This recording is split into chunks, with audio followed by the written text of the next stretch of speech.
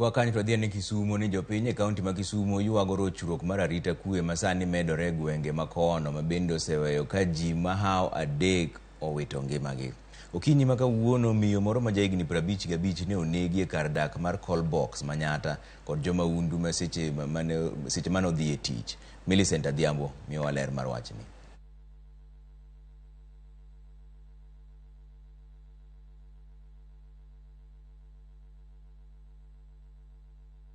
Goni kuro sani arita kwe osekethore kanyo.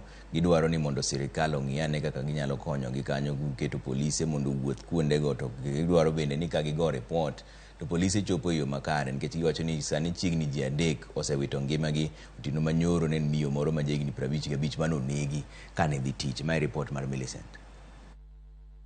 Kazi ndogo simu ni let ni maron onegi ko e school no chuo pala tapenye no chuo nango to owuotho ga gi nyithindo moko ka gi e school. Ndalo ang'wen e jumani rumbi mag lit kod kuyo okwako gwenge mopogore e kaunti ma Kisumu kaluwore kod rochruok mar arita e alwora ma jopiny odakie. Ma en ni e juma achiel kende ji ariyo oselalo ngimagi ka ng'at achiel to nolal miro are chieng' Jumapil kendo ndache pokone.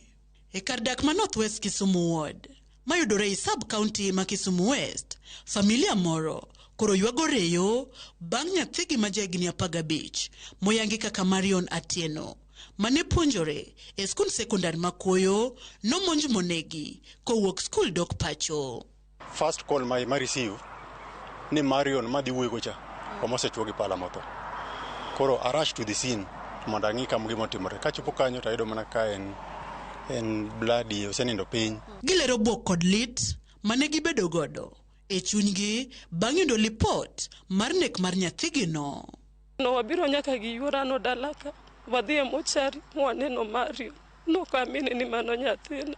Wycliffe ma en ner mosenindo Marion tudo nek Marion kod monj mane otim e ot kuma nyathigi no nindoega otieno ma piny ne rugodo chieng' wuok tich kapok ne Marion orado gi thone sa 11 odhiambo.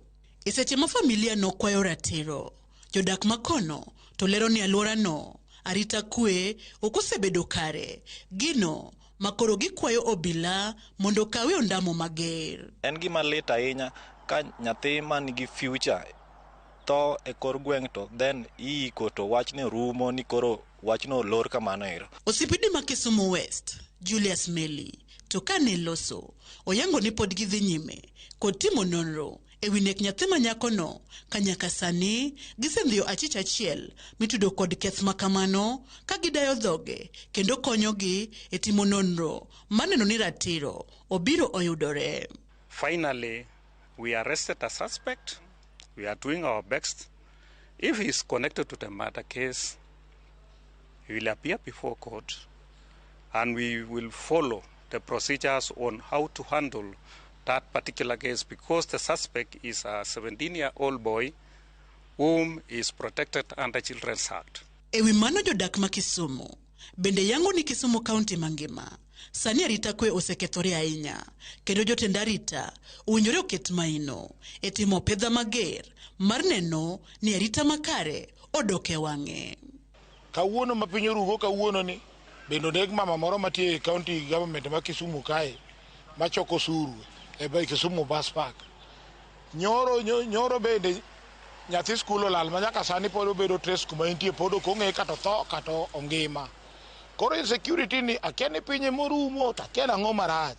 Koponi nitie intercourse inyalo change kata mana security system maka o change nikech ok wabiyie ni jowa tho daily. Jodak mawuok e kar chung' od bura ma Kisumu West koro kwayo tend arita kwe ma Kisumu mondo many yore mag tieko weche maundu mosego tach e alworani magibiro kalure kod rochruok e arita kwe mamedo medore piny maru e kaunti ma Kisumu kama bende oseweyo ji mopogore ka owito ngimagi.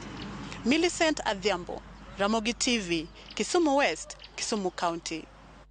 Piny owacho choro nyime chenro mag yawo tong' mar Kenya.